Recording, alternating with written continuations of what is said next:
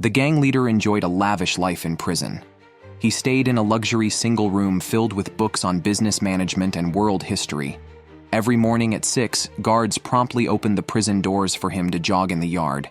Even the warden followed him around, constantly flattering him for helping him advance his career. The leader merely sneered and took a phone from an underling. His son had just thanked him for a luxurious motorcycle he received, but during his first ride, he was knocked down by someone named Song Hao-yeong. That day, Song Hao-yeong had just honored his deceased mother and was driving back home. He suffered an asthma attack on the road, which distracted him, causing him to hit the motorcycle. The young rider was severely injured. Startled, Song Hao-yeong took a phone from the victim's pocket to call for help. But another asthma attack hit, and in panic, he left the injured youth on the roadside and called his father for help. His father, Judge Song Pan-hao, is known for his integrity and dedication to protecting the underprivileged, often opposing powerful tycoons. After a trial, seeing missed calls from his son, he quickly called back. Arriving home, his son, in tears, confessed to the hit and run. After a moment of hesitation, Song Pan-hao encouraged his son to face his mistakes and not flee from responsibility. He taught him a life lesson and convinced him to turn himself in. At the police station, seeing his son's distress, Song Pan-hao decided to report the accident himself and let his son come in to confess. However, as he approached the station, he found it chaotic, with the case already being broadcast on TV. The victim was the beloved youngest son of Kim Kang-heon, a notorious gang leader and construction tycoon, recently jailed for financial crimes. Kim lived even more freely in prison due to his wealth. Realizing that Kim Kang-heon would never forgive the driver who killed his son, Song Pan-hao, overwhelmed, decided against his principles of justice, did not report the crime, and hurriedly drove his son back home, instructing him to write down every detail of the accident. Song Pan-hao drew the curtains at home and cleaned his son's blood-stained clothes. He then shredded all the clothes in a waste disposal truck. Following that, Song Pan-hao carefully wiped off the bloodstains and other evidence from his son's car. He then visited a scrapyard, pretending to inquire about previous official business, but actually obtained parts from scrapped vehicles. Afterward, he found a video online and replaced the car's hood and other parts himself. Throughout the process, Song Pan-hao paid attention to every detail. That afternoon, an elderly man visited Song Pan-hao with his granddaughter after a court hearing. The elderly man had been persistently questioning the accused, feeling the 2-year sentence was unjust. However, after seeing the accused's equally dire family situation, he chose to forgive. Believing that 2 years were enough to heal his own wounds and instill remorse in the accused, the elderly man reminded himself to learn forgiveness, inspired by Song Pan-hao's past beliefs. Song Pan-hao, still kind-hearted, served juice to the elderly man's granddaughter.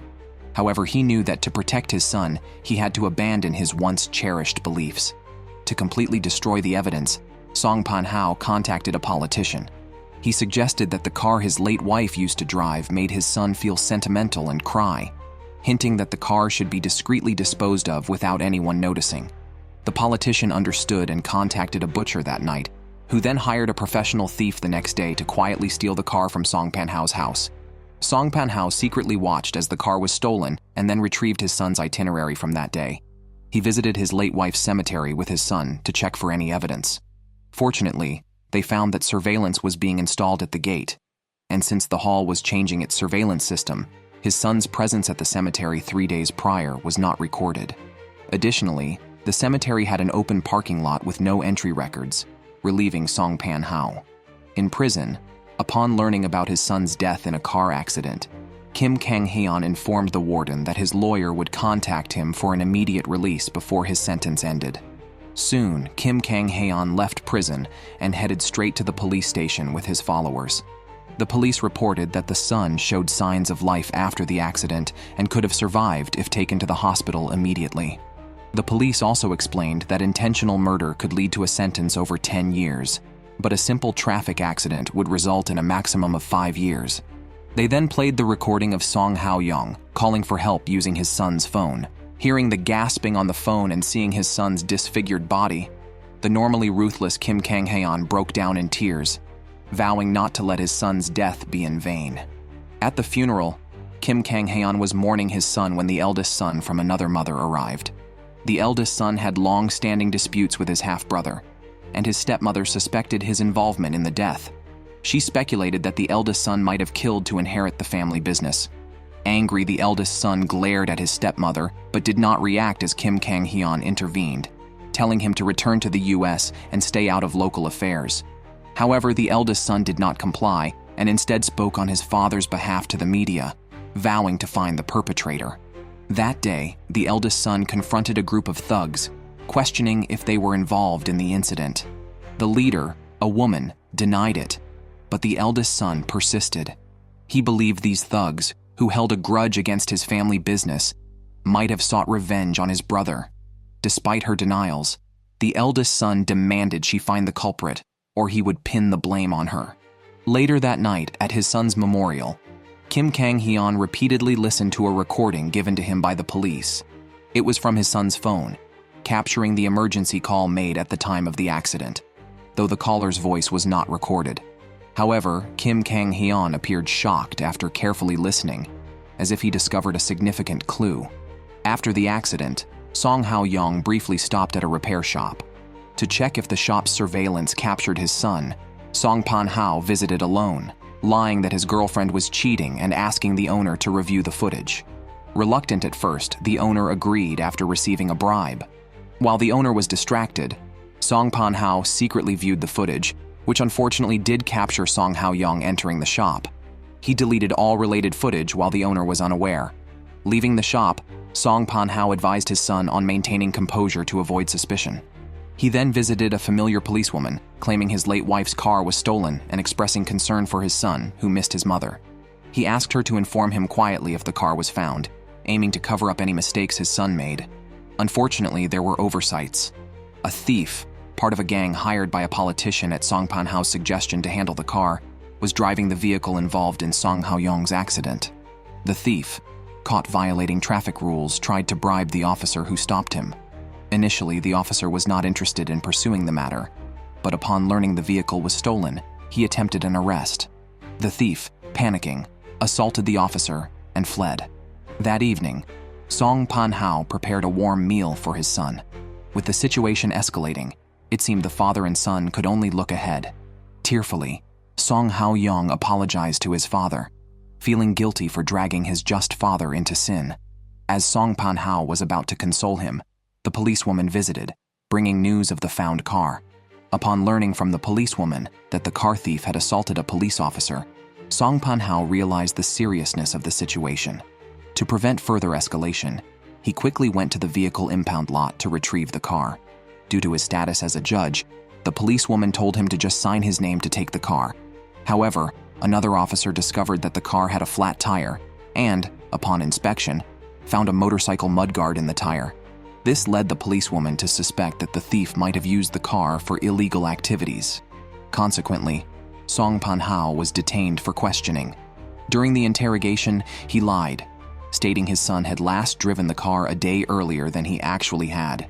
Since Song Hao-yeong usually drove the car, the policewoman requested that he participate in a witness investigation. Song Pan-hao had no choice but to bring the policewoman to his home, where he covertly instructed his son to stick to their previously agreed-upon story. Thanks to his father's advice, Song Hao-yeong remained calm during the police interaction and did not reveal any inconsistencies. Meanwhile, after completing the funeral services for his son, Kim Kang-heon carefully placed a childhood tooth of his son in front of the urn, a symbol of the comfort and companionship the child provided to his father. Despite his son's death, Kim Kang-heon appeared remarkably calm in front of his remaining family members. His eldest son vowed to find the perpetrator to avenge his brother, but Kim Kang-heon asked him to return to the US. His wife, sobbing uncontrollably, blamed Kim Kang-heon for his inaction over their son's death. Kim Kang-heon did not argue, but just held his agitated wife tightly and emotionlessly stated that he was not angry. His wife angrily criticized him, pointing out that the motorcycle involved in the accident was the one Kim Kang-heon had bought for their son. She accused him of being cold-hearted, but Kim Kang-heon allowed her to scold him. He was not unemotional. Rather, he was too overwhelmed with grief to know how to express his anger. His unexpressed anger was deeply buried not indicating that Kim Kang-heon truly lacked emotions. The next day, Kim Kang-heon had his driver play the emergency call recording from the time of his son's accident. The recording intermittently transmitted the sound of gasping breaths. Concerned that listening to this would be painful for Kim Kang-heon, the driver hesitated. But Kim Kang-heon firmly stated that the breaths were not his son's, but those of an asthma patient. While grieving, Kim Kang-heon had already begun searching for the perpetrator. Soon, an officer informed Kim Kang-heon about the stolen vehicle. The motorcycle mudguard stuck in the car tire matched the model Kim Kang-heon had given to his son. Further inspection revealed that the car's front hood had been replaced, and the scattered front hood found at the accident scene matched the production year of the current car.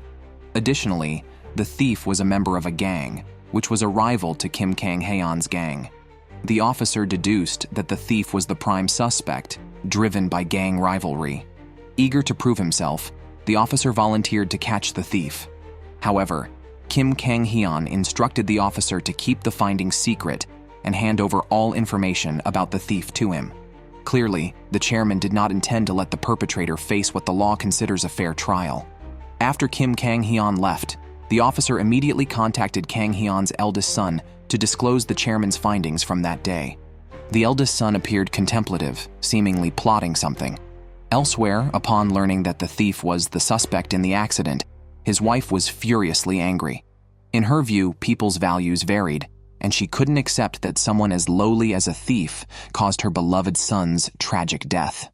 While she grieved, Kim Kang-heon approached a female gang leader, previously threatened by his eldest son, to inquire about the thief's affiliation with her gang. The woman did not directly answer, but admitted she had never contacted the thief, nor ordered him to target Kim Kang-heon's son. Kim Kang-heon believed the woman wouldn't dare cross him, but warned that he would not forgive any deception or lies, promising to help if she cooperated. After agreeing, she left. On the way back, her subordinate mentioned that a Mr. Jeng, a council member, had called recently, asking them to handle a crash vehicle on the day of the accident. The woman screamed, demanding the exact date of the call. Learning that the gang suspected the crash vehicle was linked to Kim Kang-heon's son's accident, the council member scolded them, but internally doubted his safety. Just then, Song Pan-hao visited, forcing the council member to confront the change in circumstances.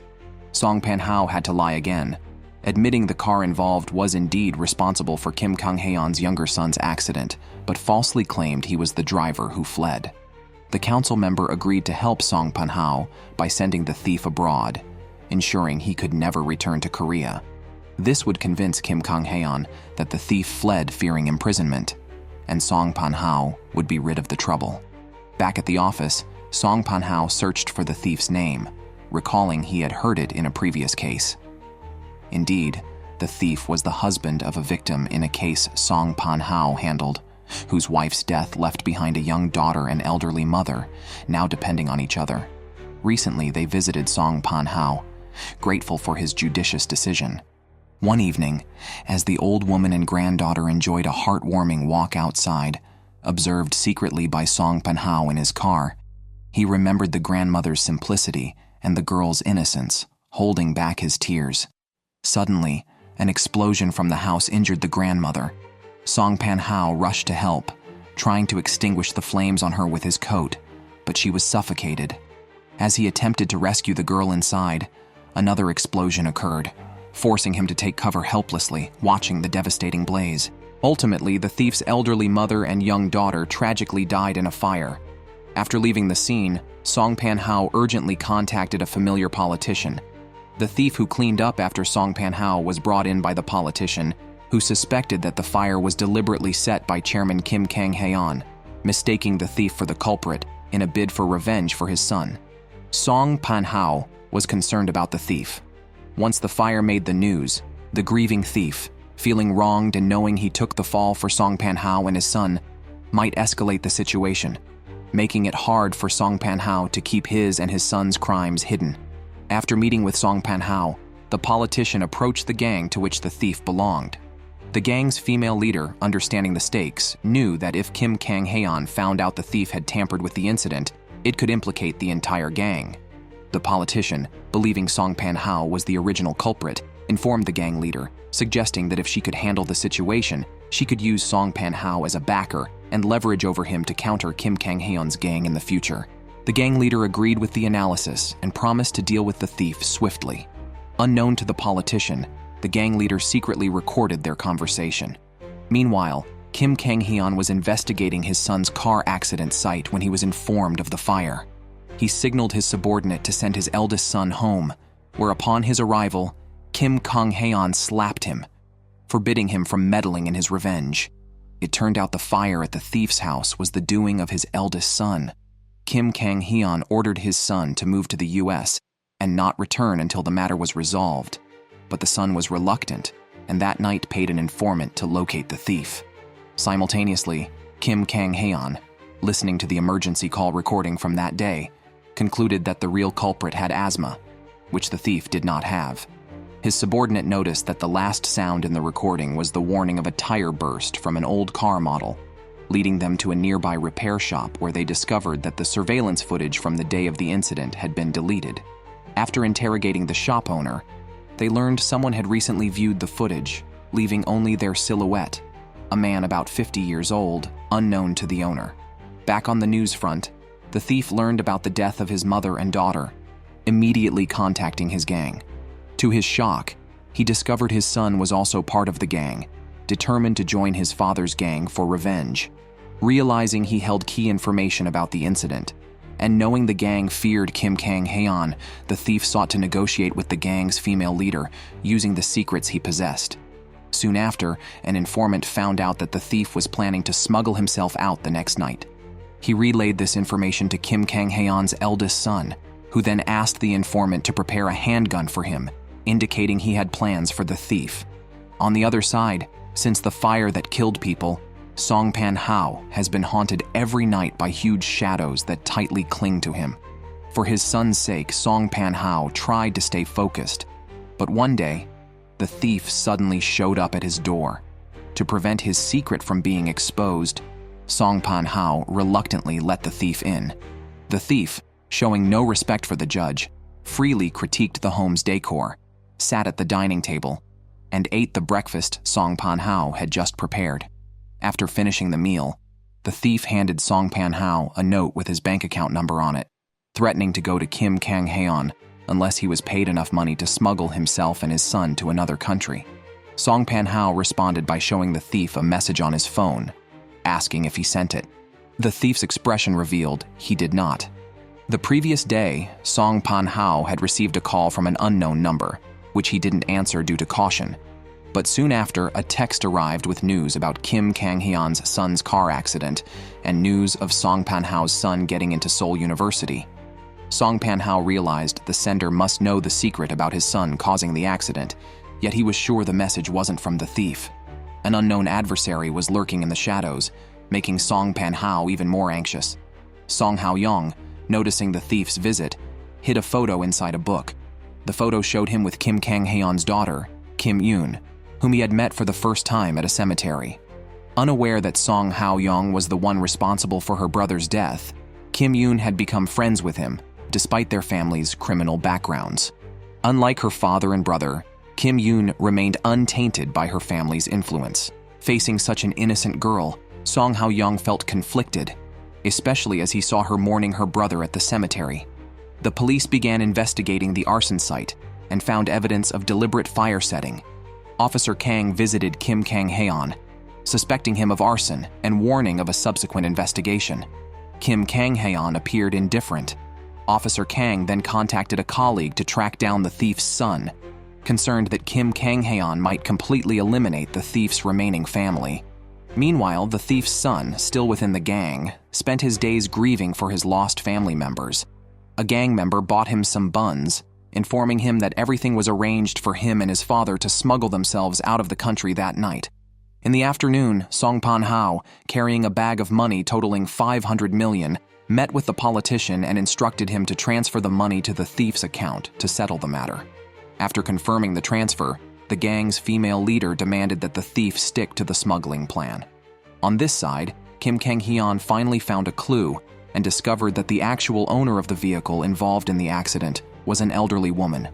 Her daughter had died 2 years ago, and her husband was Judge Song Pan-hao. Kim Kang-heon went to confirm with the repair shop owner, who, after seeing Song Pan-hao's photo, asserted that he was the person who had come to check and delete the surveillance footage on the day in question.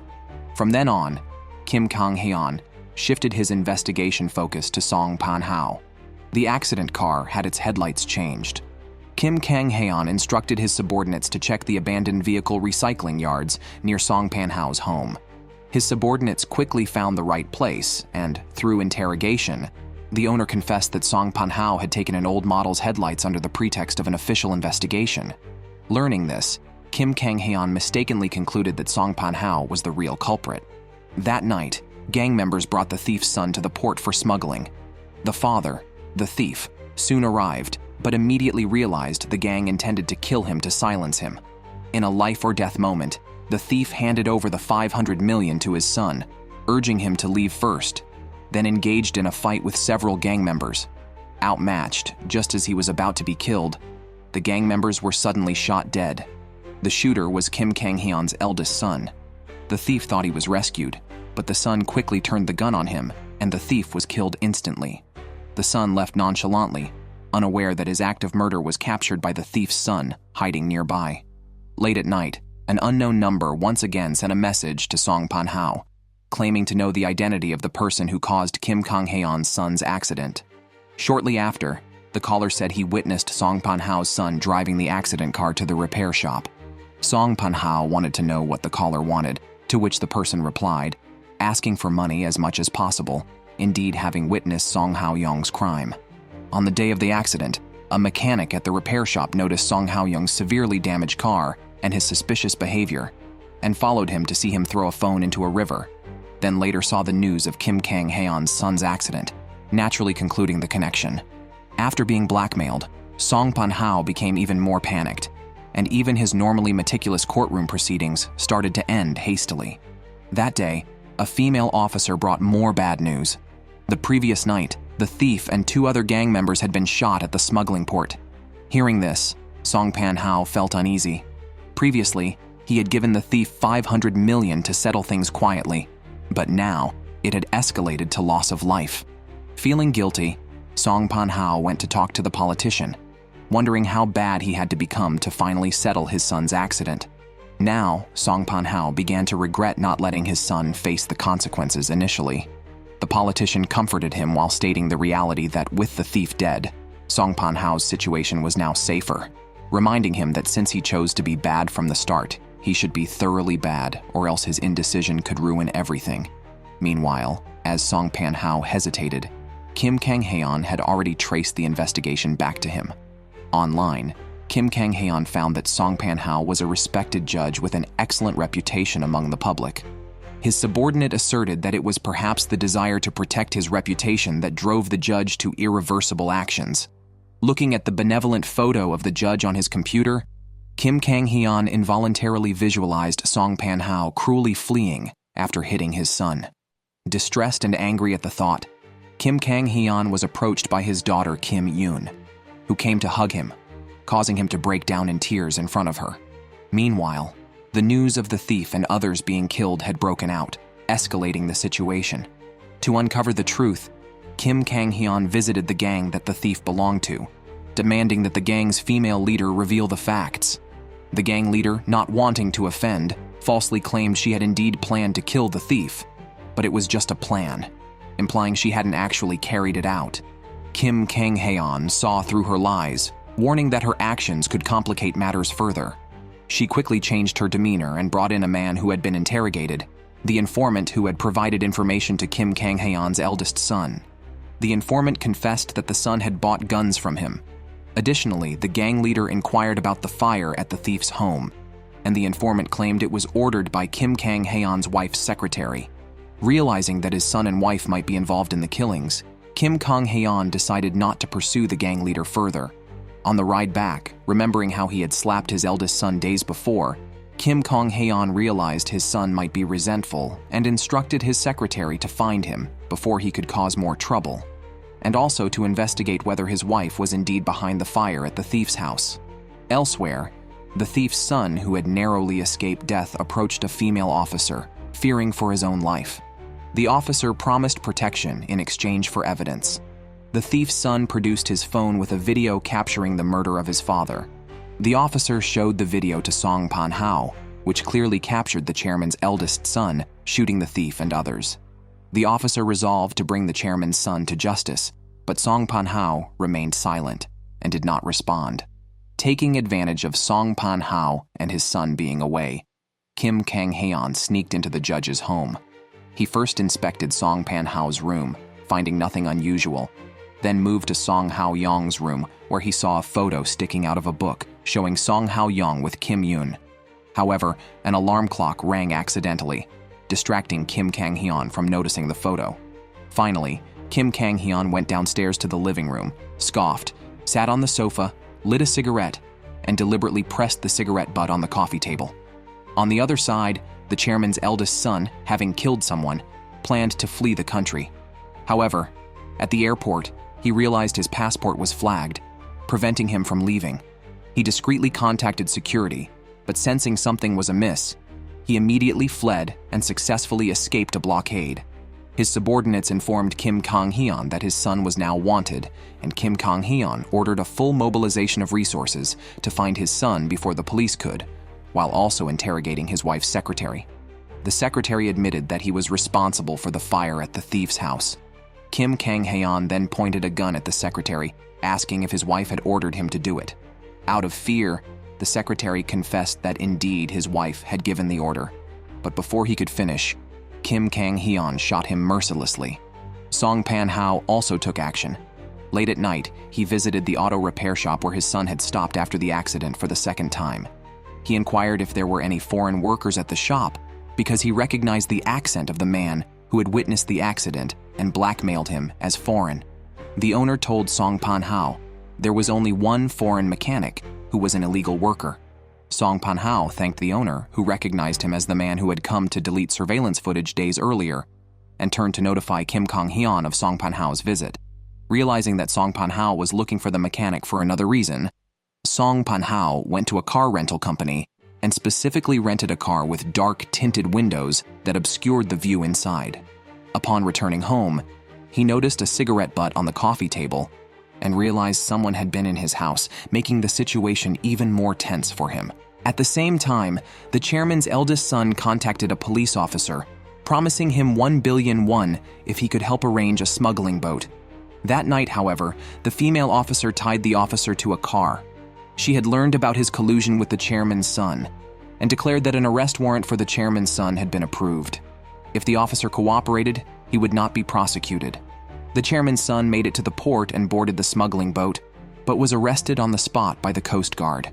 After the arrest, the female officer took the chairman's son for a secret interrogation, showing him the video of him shooting the thief.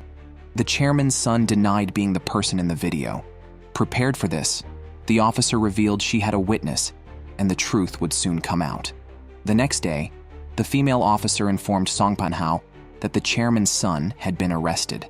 To prevent any retaliation from the chairman's son's family, except for Judge Song Pan-hao, she did not disclose the arrest to anyone else.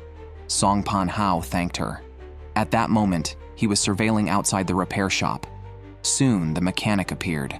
Song Pan-hao followed the mechanic, and Kim Kang-heon's men trailed Song Pan-hao. Song Pan-hao followed the mechanic to an abandoned factory, directly asking him to name his price so he could try to gather it. The mechanic demanded 10 billion won, which Song Pan-hao claimed he didn't have. Agitated, the mechanic grabbed Song Pan-hao, but Kim Kang-heon's men arrived and quickly subdued the mechanic. When Song Pan-hao was surprised, Kim Kang-heon approached, accusing Song Pan-hao of causing the accident that killed his son. To protect his son, Song Pan-hao offered no defense. Kim Kang-heon drew his gun, ready to kill Song Pan-hao in revenge. In a moment of life and death, Song Pan-hao revealed that the chairman's son had been arrested with solid evidence of murder, facing the death penalty, but he, as a judge, had the power to acquit him. If Kim Kang-heon killed him now, he would lose the only chance to save his son. Hearing this, Kim Kang-heon hesitated and fired the bullet elsewhere. Then, he handed the gun to Song Pan-hao, demanding he fulfill his promise. Understanding the implication, Song Pan-hao turned and aimed the gun at the mechanic. Kim Kang-heon's men filmed the scene. To protect his son, after a brief hesitation, Song Pan-hao pulled the trigger. Under the threat of Chairman Kim Kang-heon, Song Pan-hao was forced to kill an innocent person. After the murder, Song Pan-hao informed Kim Kang-heon that there was evidence related to the case of Kim Kang-heon's eldest son, and it would not be easy to declare him not guilty. Despite this, Kim Kang-heon continued his threats, telling Song Pan-hao that he must find a way to resolve the issue to save his own life. After disposing of the body of the person killed by Song Pan-hao, Kim Kang-heon's secretary handed Song Pan-hao his business card, instructing him to report progress to the chairman weekly. Additionally, any meetings with the chairman could only be arranged through him. Originally a justice-serving judge, Song Pan-hao had now completely fallen into servitude under the mob boss. Reflecting on his current situation, Song Pan-hao shed tears of regret. After drying his tears, Song Pan-hao contacted Jang Chai-rim to arrange a meeting. During the meeting, he inquired about the progress of the case involving Kim Kang-heon's eldest son. Trusting Song Pan-hao, Jang Chai-rim honestly replied that the witness who could prove Kim Sang-hyuk had shot multiple people was under her strict protection. Under police escort, Song Pan-hao saw that Kim Sang-hyuk was being secretly interrogated, a situation that was highly unfavorable for Song Pan-hao. Returning home after having killed someone, Song Pan-hao was troubled. At that moment, his young son returned home, unaware of the great sacrifices his father had made, and quickly retreated to his room after a brief glance. Soon after, Jang Chai-rim called, stating that the interrogation of Kim Sang-hyuk had concluded and plans were underway to transfer the case to the prosecutor's office, which would be handled by prosecutor Kang So-young. Like Jang Chai-rim, Kang So-young was also a principled and fearless prosecutor. 3 years prior, she had been responsible for sending Kim Kang-heon to prison. Jang Chai-rim believed that with the combined efforts of prosecutor Kang So-young and Judge Song Pan-hao, they could surely imprison Kim Sang-hyuk. From a police officer, Song Pan-hao learned that Kim Sang-hyuk had not confessed during the interrogation, but there was now solid eyewitness and physical evidence against him, making conviction likely. Hearing this, Song Pan-hao felt conflicted. The next morning, as he looked at himself in the mirror, Song Pan-hao realized that he could never return to being the justice-serving judge he once was. After his son left the house, Song Pan-hao called the secretary to request a meeting with Kim Kang-heon, only to find the secretary already at his doorstep, clearly under Kim Kang-heon's orders to keep a close watch on him. During their meeting, Song Pan-hao relayed all of Jang Chai-rim's investigative findings to Kim Kang-heon, warning that the situation looked bleak. Unfazed, Kim Kang-heon reminded Song Pan-hao of his own act of murder. That day, a man arrived at the police station to report that he had witnessed a shooting at the port the previous night, claiming that the perpetrator was not Kim Sang-hyuk.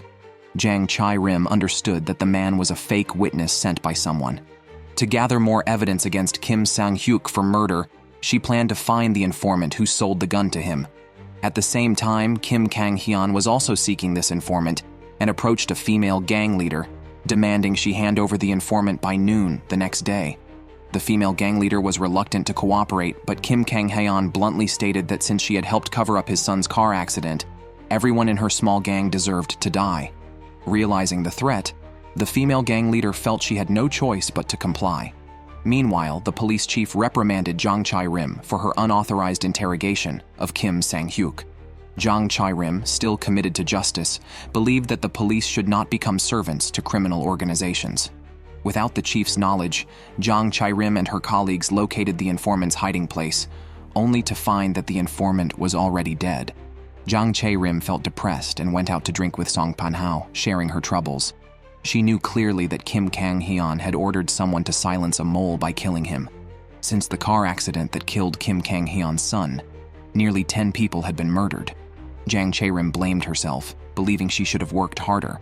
Furthermore, she decided to hand over the case to the prosecution the next day, swearing to ensure Kim Sang-hyuk received at least a life sentence. She also expressed her respect for Song Pan-hao, noting that even under pressure, the judge would remain steadfast. Song Pan-hao took a deep drink, knowing he had changed.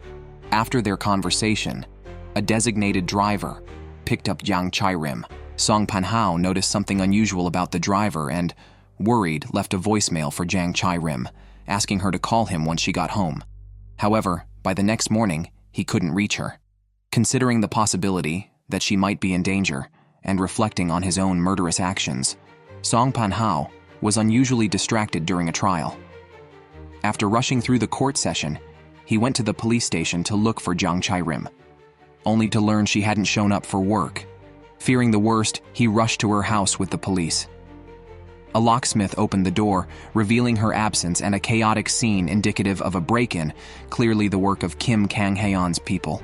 That night, Song Pan-hao stopped Kim Kang-heon's car and furiously pounded on the window, demanding to know why he had acted so outrageously. He challenged Kim Kang-heon's arrogance and disregard for moral and societal boundaries, asserting that Jang Chai-rim had done nothing wrong. In response, Kim Kang-heon simply stepped out of the car, sternly reminding Song Pan-hao to schedule meetings through his secretary and asserting that there was nothing he shouldn't do. His secretary then kidnapped and reprimanded Song Pan-hao, stating that the law was for the common people, not for someone like Kim Kang-heon. Released home at night, Song Pan-hao called a legislator. Meeting later, he disclosed all threats received from Kim Kang-heon. Aware that even solving Kim Sang-hyuk's murder wouldn't end the threats, Song Pan-hao resolved to collaborate with the legislator to find a way to survive after resolving the matter. They agreed, and the legislator approached a female boss, hoping she would help eliminate Kim Kang-heon. Initially hesitant due to fear of Kim Kang-heon's power, the female boss was persuaded when the legislator promised that Song Pan-hao would enter the Blue House, providing them with the best protection. Meanwhile, the case was transferred to Kang So-young's office. Without an arrest warrant, Kang So-young visited Kim Kang-heon's home to warn him that she would uncover the truth about Kim Sang-hyuk's case. Kim Kang-heon remained indifferent, dismissing Kang So-young's talk of justice as a joke, believing that if the world worked as Kang So-young described, he wouldn't exist as he does today. After leaving the chairman's mansion, Kang So-young cursed Kim Kang-heon as a cruel narcissist. While getting into a taxi, the secretive driver claimed he was taking Kang So-young to meet someone with crucial information for her. Upon arrival, she met a female boss who promised to provide information that could help capture Kim Kang-heon. The next day, a man reported that the death of a gun informant was not natural, but murder. He also knew the identity of the arsonist responsible for a family of thieves' fire. Based on his information, the police arrested 2 Vietnamese individuals who pretended not to understand the questions. Concerned about moles in the police and prosecutor's office, Kang So-young took the Vietnamese to a secret location for interrogation and asked the accompanying officers to keep this confidential. Meanwhile, the chief secretly informed Kim Kang-heon about Kang So-young's ongoing investigation and advised him to prepare. The secretary gave Kim Kang-heon several photos obtained through surveillance, showing Song Pan-hao meeting with the legislator and the legislator's dealings with the female boss who had met Kang So-young. The next day, the secretary took Song Pan-hao to meet Kim Kang-heon, who threw the photos in front of Song Pan-hao. With Kang So-young investigating the fire, Kim Kang-heon suspected that these photos proved Song Pan-hao's plan and accused him of acting behind his back. Before Song Pan-hao could respond, Kim Kang-heon received bad news. His wife had just been arrested by Kang So-young for inciting arson. Now aware of Song Pan-hao's plan against him, Kim Kang-heon questioned him. Song Pan-hao did not admit to anything. Meanwhile, Kang So-young was interrogating Kim Kang-heon's wife, who arrogantly smoked and mocked during the questioning, showing no regard for the law. Kang So-young presented video evidence of the wife's secretary on the phone with a lady, agreeing to eliminate the family of thieves as instructed. The lady on the phone was Kim Kang-heon's wife, who just scoffed at the evidence. Kang So-young smiled, acknowledging the challenge of directly confronting Kim Kang-heon's group, which is why she arrested his wife first. She openly stated that she attacked like a hyena, targeting her prey's weaknesses, and Kim Kang-heon's family was his vulnerable point. At home, Kim Kang-heon found his daughter hiding in a closet, frightened because her mother was arrested. He comforted her, promising to bring her mother home soon. Meanwhile, Kim Kang-heon's secretary was monitoring Song Pan-hao around the clock. To break free from Kim Kang-heon's control, Song Pan-hao secretly contacted the legislator and agreed to cooperate. After receiving Song Pan-hao's response, the legislator contacted the female boss, claiming they would form a strong alliance with Song Pan-hao entering the Blue House. In fact, the video evidence Kang So-young had was provided by the female boss. The legislator planned to meet with Song Pan-hao immediately to discuss the plan, requesting the female boss to join them. The next day, a judge reviewed the case and thought Kim Kang-heon's wife did not meet the detention standards and should be released. However, Song Pan-hao did not approve the release. Upon receiving the news, Kim Kang-heon called Song Pan-hao, who did not answer. Kim Kang-heon realized that Song Pan-hao still harbored delusions of opposing him. Meanwhile, after seeing a promotional flyer for a gym, Song Pan-hao devised a plan to evade surveillance by Kim Kang-heon's secretary. After work, Song Pan-hao went to the gym, followed by the secretary. The secretary threatened Song Pan-hao, warning that not answering Kim Kang-heon's calls would worsen the situation. Song Pan-hao, angered, explained his position. As the judge in the case involving Kim Kang-heon's eldest son, getting too close to Kim Kang-heon and then acquitting his son would raise suspicions in the court and the prosecutor's office. Regarding Kim Kang-heon's wife, he noted that she would eventually be acquitted due to insufficient evidence. Song Pan-hao believed there was no need for Kim Kang-heon to jeopardize the bigger picture over minor issues. Even Song Pan-hao threatened with his life, stating if Kim Kang-heon could manage everything, he might as well kill him. Song Pan-hao valued his dignity more than his life at this point. The secretary, stunned by Song Pan-hao's words, did not act but asked him to meet at a specified location the next day. After the confrontation, Song Pan-hao changed into his usual suit, intentionally making sure Kim Kang-heon's men noticed him. He then discreetly called the legislator to arrange a meeting for the next day. The next morning, Song Pan-hao was the first to meet Kim Kang-heon, who had learned from the secretary about the previous day's conversation at the gym. Song Pan-hao reiterated his stance, suggesting he might as well confess to murder to stop Kim Kang-heon from pushing him too hard. Unexpectedly, Kim Kang-heon pulled out a gun and fired a bullet, then held the gun to Song Pan-hao's head, stating that in the face of losing his son, Song Pan-hao had no right to talk about dignity. Fortunately, Kim Kang-heon did not proceed further. That day, Song Pan-hao instructed his subordinate judges to lift the detention against Kim Kang-heon's wife, but also contacted the prosecutor to inquire about the specific release time of his wife. Later, Song Pan-hao returned to the gym and, upon leaving, changed from his suit into a hooded jacket, successfully avoiding the eyes of those monitoring him. He then took a taxi and contacted the legislator, proposing an urgent meeting. Upon arriving at the meeting location, the legislator was still en route, but the female boss met with Song Pan-hao first. She claimed that since the death of Kim Kang-heon's eldest son in a car accident, her gang had suffered too much. Although unclear on Song Pan-hao's specific plans against Kim Kang-heon, the female boss emphasized the need to ensure her gang's survival. Realizing they were on the same side, Song Pan-hao shared his long-prepared plan with the female boss. His plan centered on securing a high position in the Blue House, which would allow him to escape Kim Kang-heon's threats and provide the best protection for the legislator and the female boss. Although the legislator arrived late, he brought good news. He had just met with the chief of staff to the president.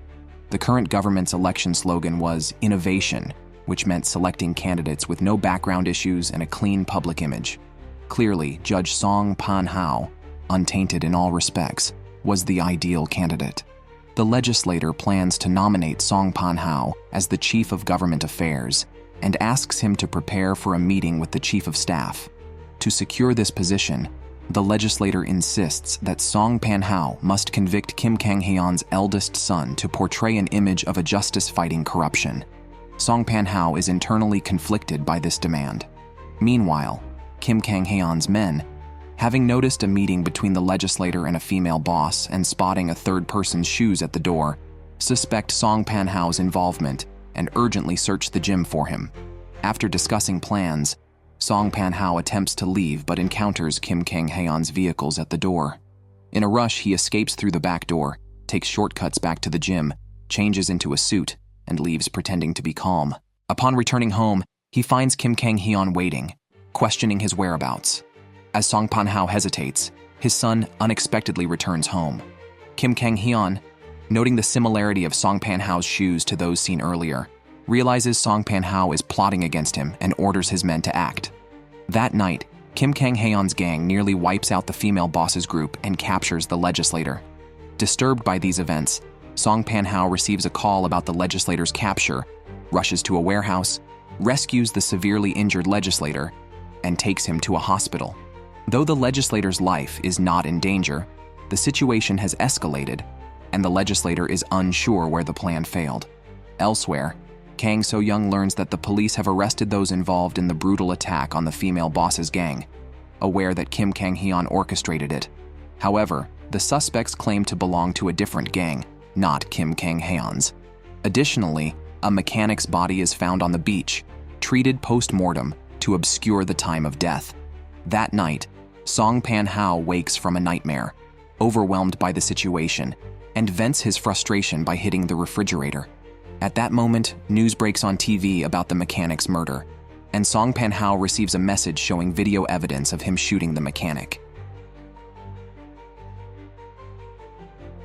Song Pan-ho realized the video was Kim Kang-heon's threat to utterly defeat his recent counterattack. When meeting Kim Kang-heon, Song Pan-ho acted very submissively, like a servant.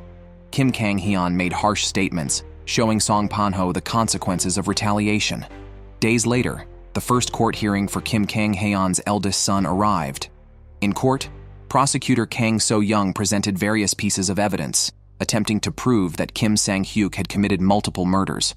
However, Kim Kang-heon had secured the best defense lawyer for his son, who invoked the principle of presumption of innocence, arguing that the prosecution of Kim Sang-hyuk based on the existing evidence was far-fetched. Witnessing the clash of forces in court, Song Pan-ho was unsure of how to proceed. After the initial hearing ended abruptly, Song Pan-ho immediately contacted his son, Song Hao-yeong, who was on a date with Kim Kang-heon's daughter, Kim Yoon. After spending time together, they had become lovers. While Kim Yoon was in the restroom, Kim Kang-heon's wife sat down in front of Song Hao-yeong and spoke plainly. She mentioned her daughter was naive and had been grieving for her brother, who died in a car accident days ago. Seeing her daughter smile again brought her relief, but she warned Song Hao-yeong to keep her daughter happy, or he would pay with his life. Back home, Song Pan-ho advised his son to stay with relatives in the USA until Kim Sang-hyuk's trial ended. Song Hao-yeong had already guessed the reason, suspecting his father was threatened by Kim Kang-heon. He sternly told his father that if he acquitted Kim Sang-hyuk, he would either turn himself in or confront Kim Kang-heon with the truth about the car accident. In response to his father's questioning, Song Hao-yeong raised his voice, accusing Kim Sang-hyuk of causing his mother's death. 2 years earlier, Song Pan-ho's wife and Song Hao-yeong's mother chose death, allegedly violated by Kim Sang-hyuk, who was easily cleared of suspicion. The loss of his mother drove Song Hao-yeong to a suicide attempt, thankfully saved in time. He could never forgive Kim Sang-hyuk for harming his mother. Hearing his father weakly defend Kim Sang-hyuk, Song Hao-yeong furiously shouted, considering his passive father as complicit in his mother's death. Song Pan-ho then suspected his son had intentionally killed Kim Kang-heon's second son in the car accident. Song Hao-yeong didn't respond directly, and Song Pan-ho slapped him, complicating their relationship. The next day, as Song Pan-ho left the house, he saw a car parked nearby, thinking it was Kim Kang-heon's secretary. However, he soon realized the driver was Jo Mi-yeon, whose gang had been nearly wiped out by Kim Kang-heon. Jo Mi-yeon wanted Song Pan-ho to convict Kim Sang-hyuk, then use Kim Kang-heon's wife to ultimately prosecute Kim Kang-heon himself. Jo Mi-yeon's plan was enticing for Song Pan-ho, but the reality of legally defeating Kim Kang-heon was daunting. On the day of the second hearing, Kim Kang-heon brought a so-called eyewitness who claimed to have been at the ferry port that night and saw a group being shot. However, it was too dark to confirm if Kim Sang-hyuk was the shooter. The lawyer continued from last time with the presumption of innocence view, arguing that eyewitness testimony was insufficient to convict Kim Sang-hyuk. The lawyer also found out about the case of Song Pan-ho's wife from 2 years ago. which was handled by Jang Chae-rim. The lawyer claimed that Jang Chae-rim held a grudge against Kim Sang-hyuk because the case ended without prosecution. Song Pan-ho asked about Jang Chae-rim's whereabouts, and Kang So-young replied that the officer was currently missing, clearly putting Song Pan-ho at a disadvantage in the courtroom. After the hearing, Song Pan-ho rushed to meet a senator at the hospital. He urgently proposed that he be moved into the Blue House soon, as they would all be in danger if they didn't act. When he got home that night, Song Pan-ho couldn't contact his son and asked a police officer for help. Another officer, who had dealings with Kim Kang-heon, overheard their conversation and immediately reported it to Kim Kang-heon. Kim Kang-heon then sent his secretary to pick up Song Pan-ho. Upon arriving at the meeting place, Song Pan-ho saw his son, Song Hao-yeong, in a convenience store with Kim Kang-heon's daughter, Kim Yoon. Realizing Kim Kang-heon knew his daughter's boyfriend was his enemy's son, Song Pan-ho kneeled and begged Kim Kang-heon to spare his son. In exchange, Song Pan-ho promised to stop his son from seeing Kim Yoon and to ensure Kim Sang-hyuk was acquitted. After Kim Kang-heon left, Song Pan-ho took his son from the store and reminded him of Kim Yoon's identity at home. However, Song Ho-yeong already knew and, unlike last time, didn't respond but hugged his father, promising not to see Kim Yoon again. The trial of Kim Sang-hyuk resumed. Kang So-young brought in a gun dealer as a witness to try to break the case open through Kim Sang-hyuk's gun purchase. The defense lawyer dismissed this as speculation. Kang So-young didn't give up and applied for the witness to testify. Surprisingly, the witness was Jang Chae-rim, who had been missing for days. Jang Chae-rim testified that the video showing Kim Sang-hyuk killing at the ferry port was filmed by a thief's son, proving he witnessed the crime. Jang Chae-rim claimed to have placed the thief's son in a safe location, ready to testify. Facing unexpected difficulties, Song Pan-ho felt uneasy. When Kim Kang-heon called to ask how Song Pan-ho planned to handle the situation, he had no choice but to ask Kim Kang-heon for more time, promising to find a solution. The next day, Jang Chae-rim called Song Pan-ho, revealing that even Song Pan-ho was unaware of the officer's testimony. Jang Chae-rim asked if Song Pan-ho was curious why he hadn't been informed of the testimony. Song Pan-ho remained silent, now aware that Jang Chae-rim might know about his dealings with Kim Kang-heon. They agreed to meet that day, and Jang Chae-rim explained the situation. In the meantime, the officer had reinvestigated Kim Kang-heon's son's car accident, discovering that the thief was not at fault. Combining other clues, the officer had guessed the truth about Song Hao-yeong being the real culprit.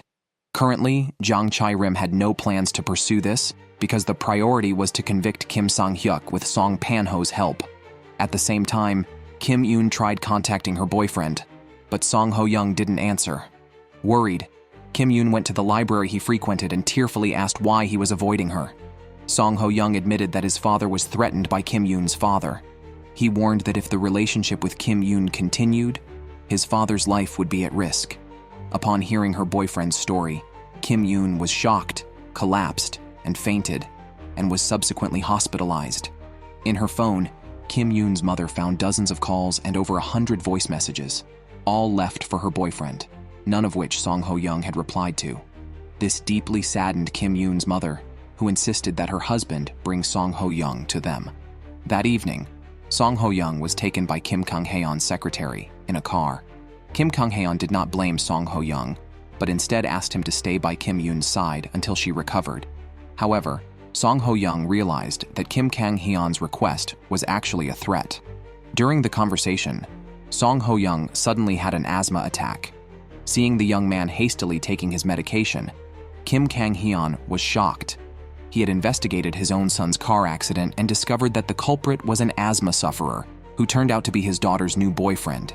Seeing his daughter highly dependent on her boyfriend, the vengeful father was at a loss on how to proceed. Previously, Judge Song Pan-hao and Officer Jang Chae-rim met. The officer shared his recent experiences, including being kidnapped by Kim Kang-heon's men. Fortunately, prosecutor Kang So-young arrived in time to rescue him. Jang Chae-rim had believed that a thief was responsible for the death of Kim Kang-heon's son. However, the thief's son revealed an important detail. At the time of the car accident, his father was at home having a conflict with his grandmother, making his presence at the scene impossible. Following this, the officer and Kang So-young started investigating and suspected that the car's owner was the real culprit.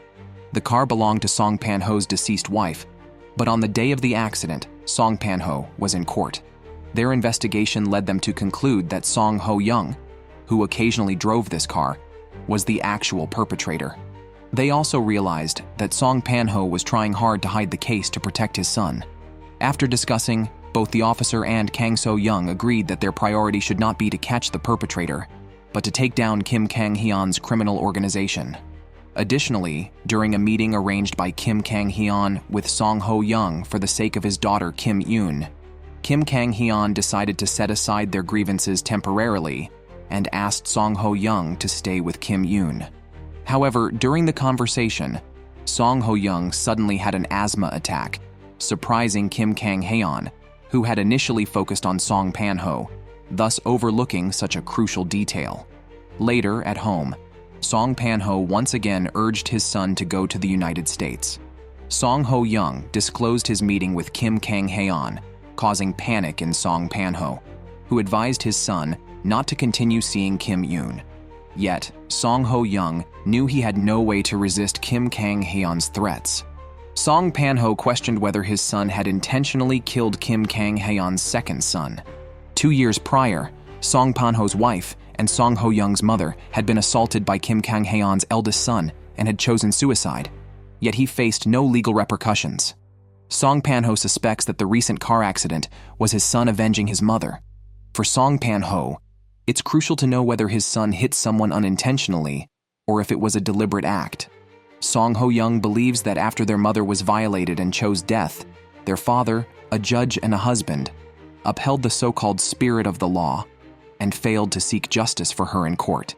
The next day, the trial for Kim Sang-hyuk resumed. The thief's son testified that Kim Sang-hyuk was the one who killed his father that night. Seeing the situation turning unfavorable, Song Pan-ho quickly contacted the chief of staff at the Blue House. After meeting with the chief of staff, Song Pan-ho expressed his intention to enter the Blue House. The chief also shared the Blue House's plans, hoping Song Pan-ho would adhere to legal principles and sentence Kim Sang-hyuk to the maximum penalty. In exchange, about 2 months later, Song Pan-ho would join the Blue House. Song Pan-ho knew Kim Kang-heon would not give him that much time. For his safety, Song Pan-ho then contacted gang leader Jo Mi-yeon, and they devised a plan against Kim Kang-heon. That night, after making the plan, Song Pan-ho contacted Kim Kang-heon for a meeting. During the meeting, Kim Kang-heon played a recording of the asthma sounds of the perpetrator on the day of the accident. He then showed surveillance footage from his daughter Kim Yoon's hospital room, showing Song Pan-ho's son, Song Hao-yeong, accompanying Kim Yoon. Kim Kang-heon stated plainly that the real perpetrator was not Song Pan-ho, but his daughter's boyfriend, Song Hao-yeong.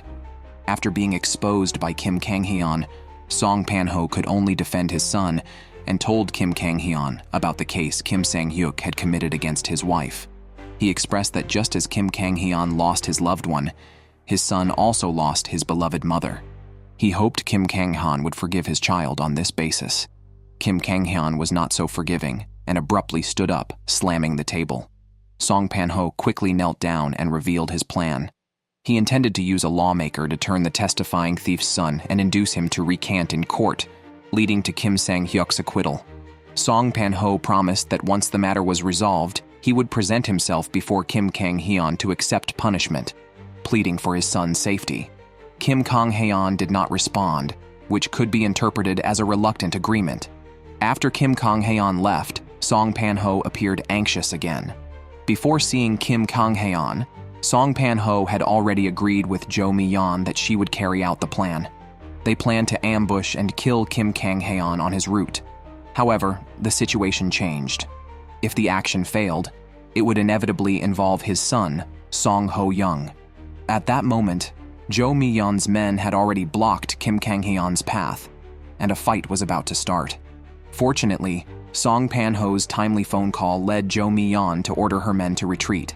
Song Pan-ho again contacted the chief of staff at the Blue House, proposing that he be allowed to join the Blue House immediately after the trial concluded. However, the chief pulled out several photos of Song Pan-ho kneeling before Kim Kang-heon the previous night. the chief mentioned that there were other candidates for the chief administrative position at the Blue House, but promised to explain Song Pan-ho's request to the president. Song Pan-ho understood from the chief's words that his hopes of joining the Blue House were slim. The next day, Kim Kang-heon inquired with the police about the case his son Kim Sang-hyuk committed against Song Pan-ho's wife. The police investigation revealed that 2 years ago, during Kim Kang-heon's imprisonment, Song Pan-ho's wife was volunteering in a slum where she was assaulted by Kim Sang-hyuk. It appears Song Pan-ho did not lie. Following Song Pan-ho's instructions, a lawmaker met with the key witness, the thief's son, and misled him by saying that Song Pan-ho was the culprit behind the accident and falsely linked him with Jang Chae-rim and Kang So-young. This convinced the thief's son not to trust these two individuals. Subsequently, internal investigators appeared, as arranged by Song Pan-ho and the lawmaker, and claimed that a crucial witness could not stay with the prosecutors. They attempted to take the thief's son away, who then followed the lawmaker, believing he had been deceived by the police and prosecutors. The lawmaker brought the thief's son to Kim Kang-heon, who promised to make the real perpetrator, Song Pan-ho, pay. Deceived, the thief's son overturned his testimony in court, stating he was uncertain if the assailant he saw that night was Kim Sang-hyuk. Guided by the lawyer, the thief's son also claimed he was misled by Jang Chae-rim and Kang So-young. The lawyer concluded that Jang Chae-rim and Kang So-young had orchestrated a defamation against Kim Sang-hyuk and the Kim Kang-heon group under the guise of protecting the witness. As the lawyer finished speaking, the situations nearly reached the desired outcomes for both Song Pan-ho and Kim Kang-heon. As a judge, Song Pan-ho decided to announce the final verdict 3 days later. After the trial, Jang Chae-rim and Kang So-young felt discouraged, but the police officer decided to ensure the evil was punished, even by disgraceful means. That night, Song Pan-ho returned home but was beaten by Kim Kang-heon's secretary, who knew that Jo Mi-yeon's attempt on his life was ordered by Song Pan-ho. The secretary threatened Song Pan-ho not to resist anymore. After the secretary left, his son Song Hao-yeong came home, and Song Pan-ho embraced him, unsure of what to do next. During a moment of near despair, Jang Chae-rim called to meet. At the meeting, the police officer stated that Song Hao-yeong's car accident that killed Kim Kang-heon's son was intentional and that he had evidence. He tried to negotiate with Song Pan-ho, claiming that if Song Pan-ho convicted Kim Sang-hyuk, he would completely bury the truth about Song Hao-yeong's involvement in the accident. Otherwise, he would expose it. Song Pan-ho stated that if he sentenced Kim Sang-hyuk harshly, Kim Kang-heon would not spare him and his son. Hence, Song Pan-ho inquired about smuggling channels from Jang Chae-rim, who agreed to help, and they decided to cease private contact thereafter. That night, Song Pan-ho questioned his son again about whether the car accident was intentional. Song Hao-yeong admitted it was, explaining he wanted Kim Kang-heon's family to experience the pain he suffered. Despite this, Song Pan-ho was still determined to protect his son at all costs. Jang Chae-rim met with her mechanic girlfriend who revealed the truth to her.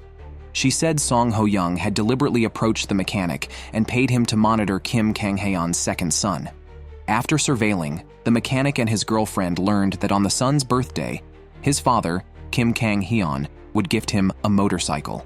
They also overheard the son discussing with friends how his brother, Kim Sang-hyuk, had previously killed a judge's wife. Hearing this, Song Hao-yeong paid the mechanic again to track the son for 24 hours on his birthday. When the son rode out on the motorcycle, the mechanic contacted Song Hao-yeong. To discover Song Hao-yeong's motives, the mechanic followed him and saw him hit and kill Kim Sang-hyuk while riding his bike, then destroy the evidence.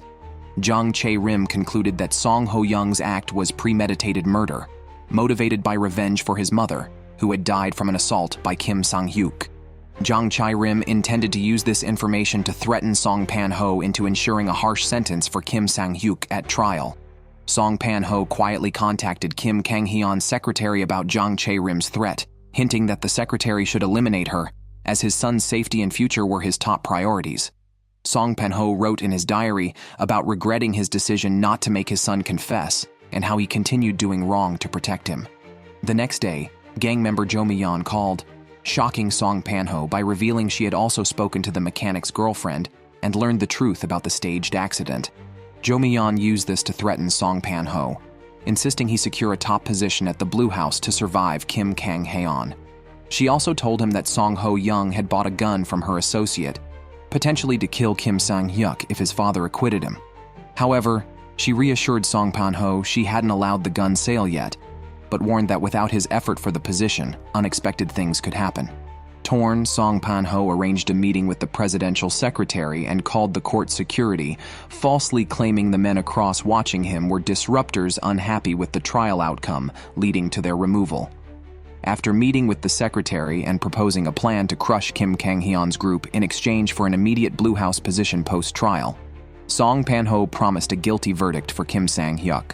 Meanwhile, prosecutor Kang So-young noticed Jang Chae-rim's mysterious disappearance after her meeting with Song Pan-ho and started investigating, only to find Song Pan-ho in his office. Song Pan-ho declared he would convict Kim Sang-hyuk. He asked Kang So-young to hand over all investigation documents related to Kim Kang-heon's group. Upon hearing this, Kang So-young produced the documents and mentioned Jang Chae-rim's disappearance, suspecting Song Pan-ho's involvement.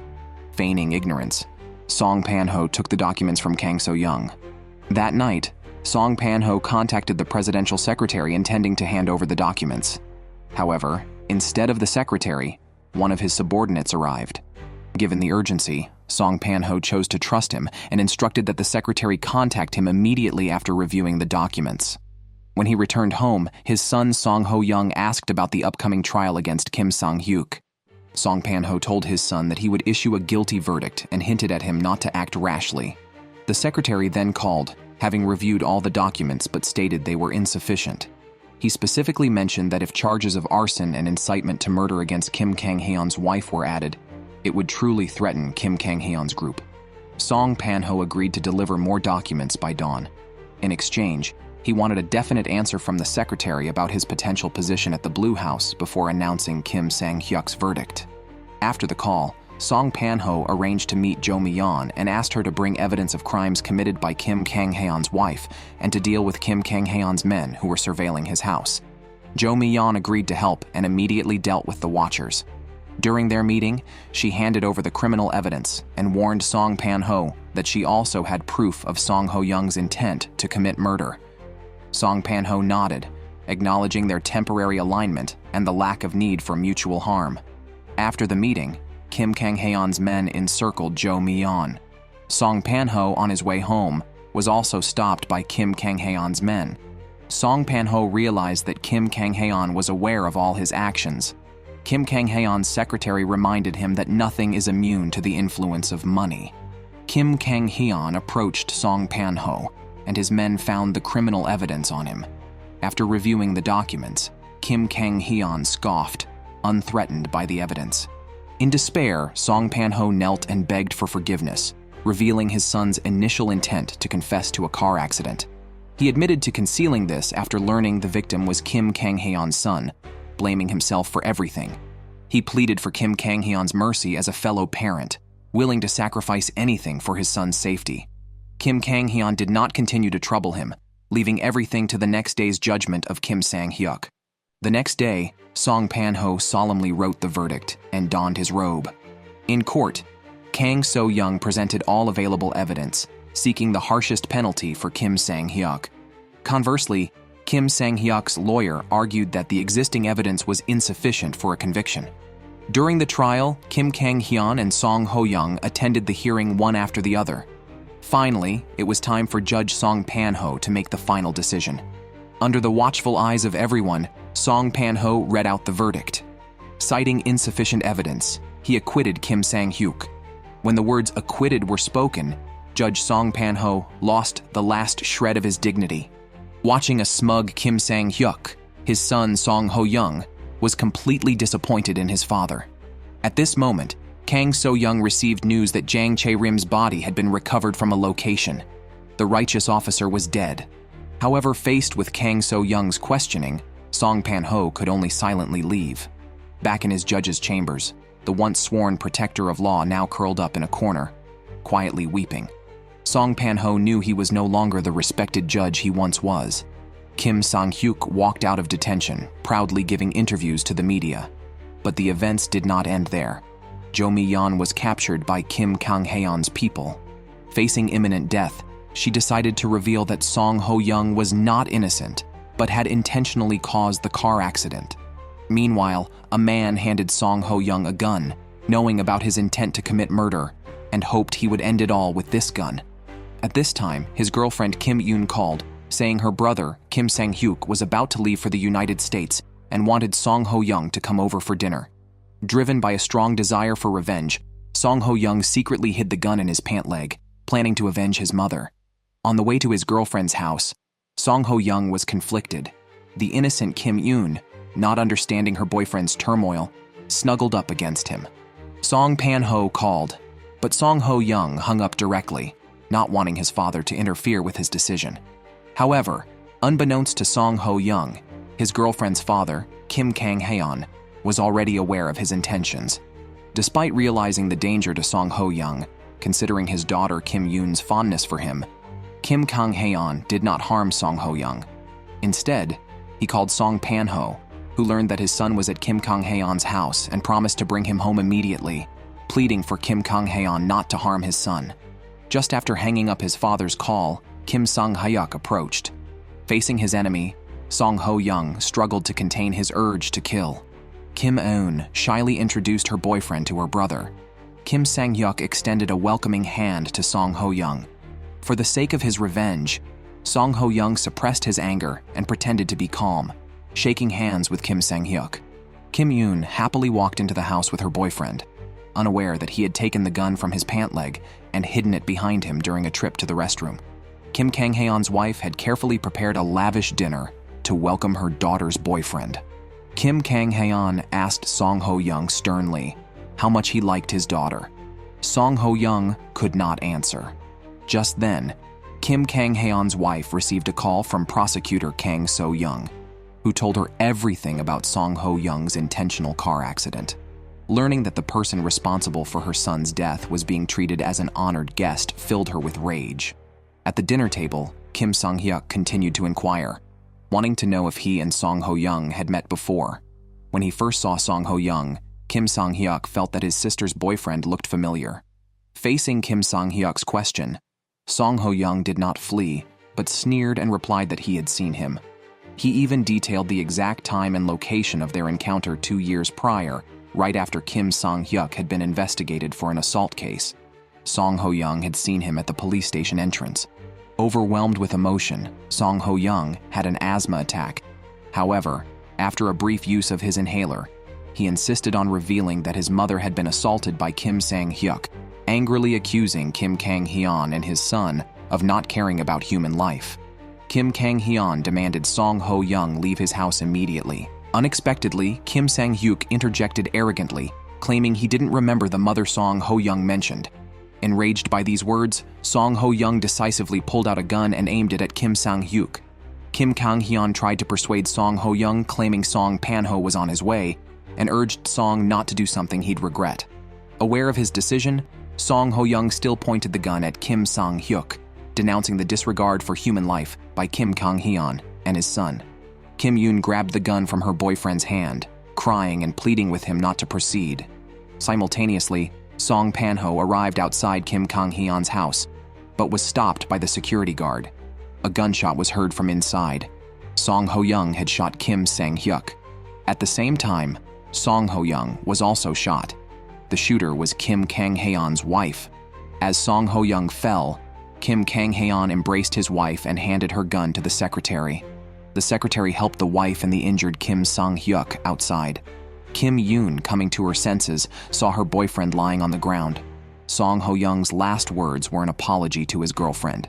Soon, Kim Yoon was forcibly taken away by her father, while the secretary returned to the crime scene with the gun. Song Pan-ho entered and saw his blood-covered son, falling into despair. Shortly after, paramedics arrived and carried Song Hao-yeong out. Song Pan-ho looked back at Kim Kang-heon, who no longer displayed his usual arrogance, but showed guilt and pity instead. Unfortunately, Song Hao-yeong did not survive. Mourning his son's cold body, Song Pan-ho wept. After Song Hao-yeong's death, the secretary underwent investigation, claiming he had fired back in self-defense as Song Hao-yeong had threatened Kim Kang-heon and his family with a gun. At his son's funeral, a devastated Song Pan-ho sank into despair. Kang So-young came to report on the progress of Song Hao-yeong's case, but Song Pan-ho stopped her. To him, who killed his son was no longer important. What mattered was why it all started. Song Pan-ho had thought he could do anything as long as he protected his son, but the person he desperately wanted to protect still left him. After the funeral, Song Pan-ho took his son's ashes to the sea. Only then did he realize he had mistakenly treated his son like a naive child who needed protection, without ever considering his son's perspective. Kim Yoon approached, teary-eyed, asking why Song Pan-ho wouldn't place the ashes in a columbarium, worried she wouldn't have a place to mourn her boyfriend. Song Pan-ho insisted on scattering his son's ashes in the sea, wanting to give him proper rest and freedom. Song Pan-ho voluntarily faced the prosecutor's questioning, ready to confess everything. Kang So-young bluntly stated that punishment must follow order. Before prosecuting Song Pan-ho's crimes, they must first dismantle the Kim Kang-heon family's corporation. Song Hao-yeong is dead. Kim Sang-hyuk survived by luck. On this day, the recovering Kim Sang-hyuk plans to go abroad. However, Kang So-young stops him and warns him not to enjoy his time abroad too much. She threatens to use powers beyond the law to completely destroy Kim Kang-heon and his son. Meanwhile, Kim Kang-heon tries to comfort his grieving wife, suggesting she and their daughter go abroad temporarily to forget the sorrow and live well. After Song Hao-yeong's death, Kim Yoon is heartbroken and even collapses in despair. Kim Kang-heon sends his daughter to the hospital. When Kim Yoon wakes up, Kim Kang-heon advises her to go abroad with her mother until they forget all the bad memories. Kim Yoon agrees, but the grief over losing her boyfriend worsens her condition. That night, Kim Yoon takes a large amount of medication. Kim Kang-heon finds her and rushes her to the hospital. Doctors find severe damage to Kim Yoon's brain nerves, and her body functions are unlikely to return to normal. Facing the possibility that his daughter may never wake up, Kim Kang-heon starts to believe in the cycle of karma, thinking his son's accident was a consequence of his own crimes. At dusk, Kim Kang-heon sits alone by the sea, smoking. Song Pan-ho approaches, having heard about Kim Yoon. He cannot understand why such an innocent child was dragged into the dirty world of adults. Kim Kang-heon has no answer. Song Pan-ho says he does not intend to seek revenge but to reflect on his mistakes. Kim Kang-heon feels the same. Under the setting sun, the judge and the gang leader, once adversaries in life and death, are now just two ordinary fathers mourning their lost loved ones. They wander, pondering the origins of everything and repenting their own sins.